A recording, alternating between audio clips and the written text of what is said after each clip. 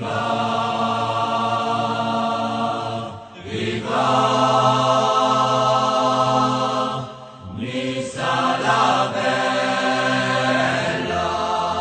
bon, Jamie Dissart, on se retrouve pour la toute nouvelle chronique que maintenant tu connais avec mon ami le Yov. Peuple niçois, mes salutations comme d'habitude. Voilà, donc on va commencer par la partie Nissart de la chronique, comme vous en avez l'habitude.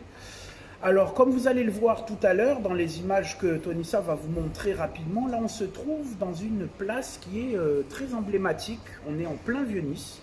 Alors là, on ne peut pas dire mieux qu'on est au cœur du Vieux-Nice. Et donc, on est place Vieille ou place d'Aille-Boulette.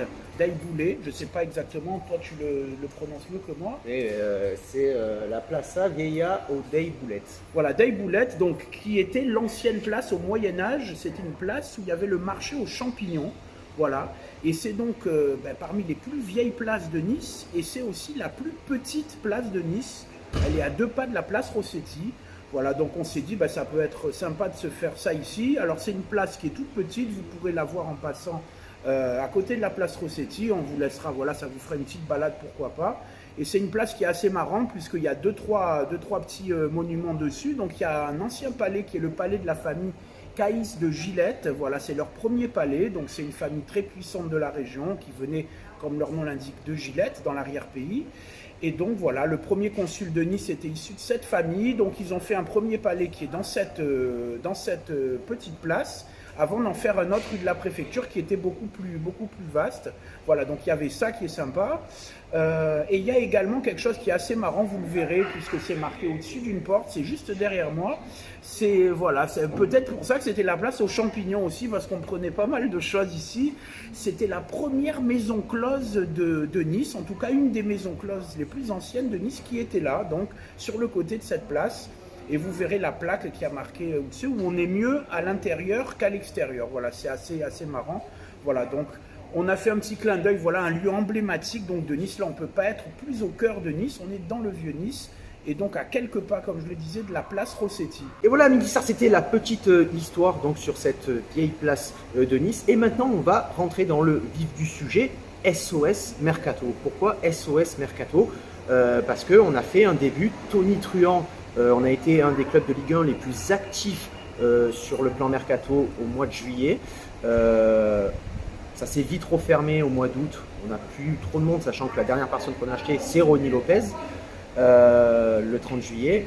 Et là, on arrive sur la fin du mercato. Et en gros, on aimerait savoir ce que le club, les dirigeants, en tout cas le groupe Ineos, est-ce qu'ils vont faire quelque chose en vue de prochain tirage au sort de l'Europa League qui se fera le 3 octobre et que la fin du mercato est le 5 octobre, est-ce qu'ils vont faire quelque chose durant ces derniers jours qui va être la dernière ligne droite de mercato, sachant qu'à l'heure actuelle où on tourne la vidéo, il est très pressenti, Younes Belhanda, de revenir à l'OGC Nice. Apparemment c'est très chaud selon deux presses turques, mais on ne peut pas vraiment trop s'y fier, et selon un fan sur Twitter de Galatasaray qui a dit que Younes Belhanda viendrait à Nice.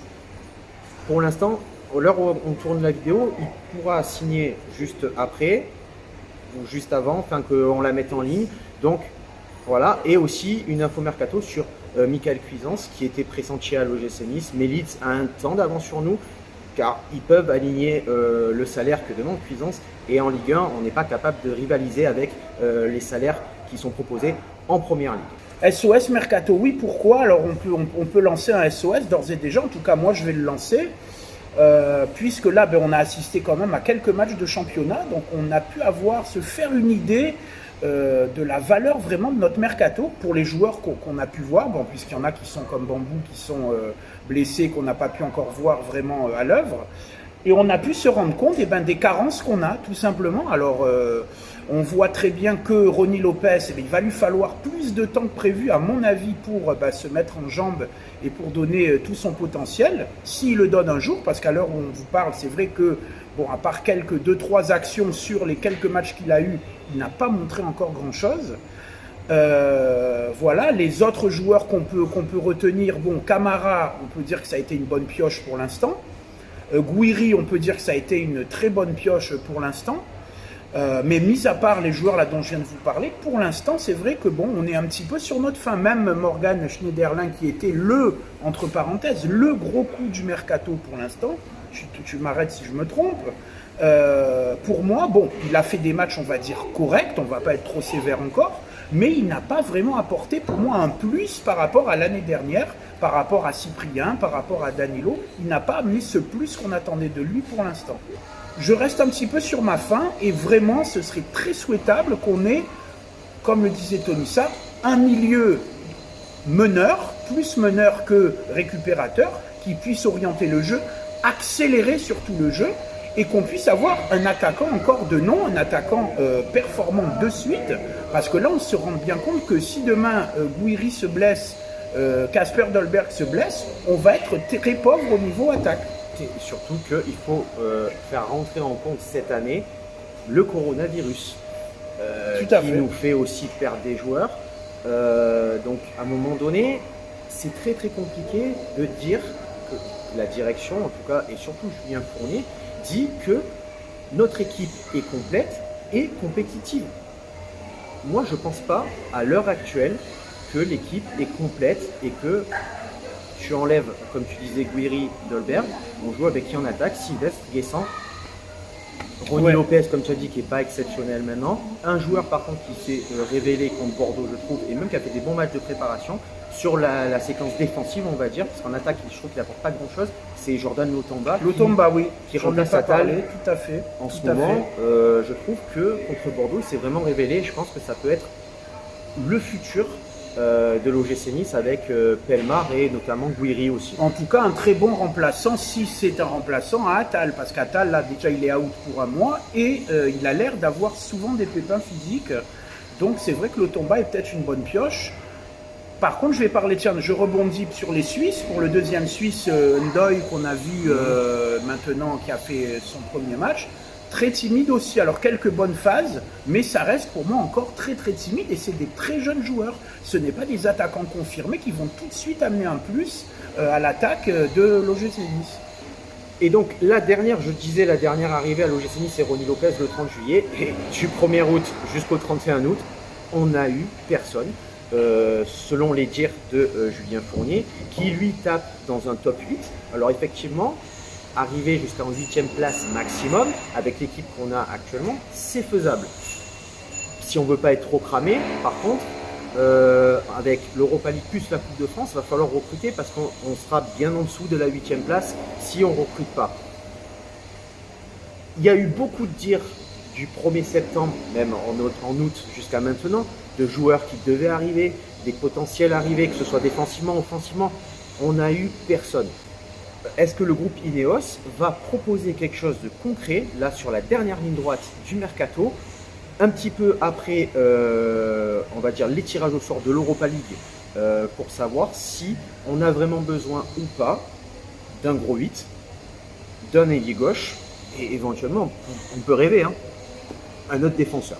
En tout cas, moi, je suis vraiment catastrophé par le fait d'avoir entendu beaucoup de choses depuis justement ce long mercato qui a été beaucoup plus long que les autres années, on sait pourquoi. Et moi, je fais des prières réellement, et vous allez comprendre pourquoi après, je fais des prières pour qu'on puisse avoir, moi, c'est même pas à la limite un numéro 8, c'est même pas à la limite un nouveau défenseur. Moi, pour moi, il nous manque un numéro 10, tout simplement, peut-être même à l'ancienne, qui est capable de prendre le ballon, de le conserver, de distribuer le jeu, comme je disais déjà tout à l'heure, et d'accélérer ce jeu. Moi, voilà, pour un bon numéro 10, je pense même que je signerai de suite. Les attaquants, effectivement, il en faudrait un autre de renom un petit peu pour qu'on puisse pallier au Covid, qu'on puisse pallier aux blessures, etc. Sachant qu'on va avoir 3 compétitions à jouer. Là, on va sur une Europa League. Je trouve que c'est très léger pour l'instant. Alors, dans toute la presse, on a dit l'OGC Nice a fait un gros mercato, c'est le mercato le plus intéressant. Oui, sauf que depuis maintenant plus d'un mois, plus rien du tout. Et moi, j'attends vraiment un meneur de jeu, un joueur vraiment capable de changer quelque chose à Nice. Et surtout qu'en fait, le problème, c'est qu'on réclame ce genre de poste à l'OGC Nice parce qu'on en a réellement besoin. On ne le réclame pas parce qu'on a du pognon maintenant. Enfin, c'est le groupe Ineos qui a du pognon, parce que nous, on n'a rien du tout. Mais on a de l'argent, qu'on peut justement se permettre des folies qu'on ne pouvait pas se permettre les autres saisons parce qu'on n'avait pas l'argent qu'on a maintenant. Donc si on réclame ces genres de joueurs, comme un ailier gauche aussi, un gros numéro 10 ou un gros 8, c'est qu'il y en a vraiment besoin. Sinon, on ne réclamerait pas et on serait satisfait justement du mercato niçois à l'heure actuelle.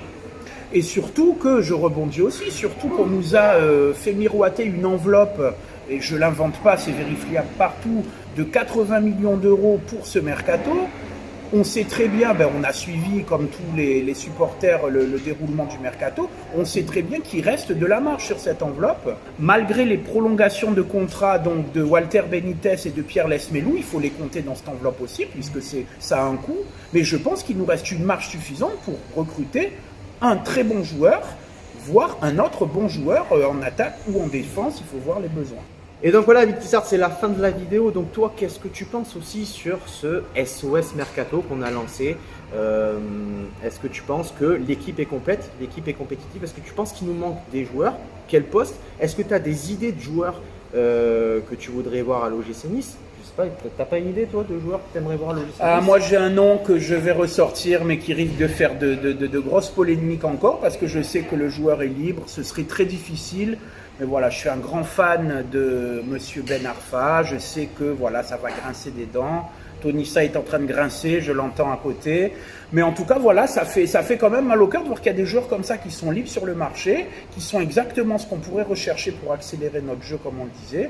Bon, c'est une histoire compliquée, on ne revient pas dans un ancien club, on le sait. Mais pourquoi pas faire un coup fumant comme on a eu l'habitude d'en faire. Voilà, ce serait une bonne surprise et en tout cas, je suis sûr que les Niçois lui pardonneraient beaucoup de choses s'il se met à faire de bonnes prestations. Voilà, Amine Tissart, dis-nous ce que tu penses de la vidéo et dis-nous ce que tu penses sur ce point SOS Mercato. Qu'est-ce que tu penses du Mercato qui va bientôt se terminer? Dis-nous tes joueurs en commentaire que tu aimerais voir. Salut!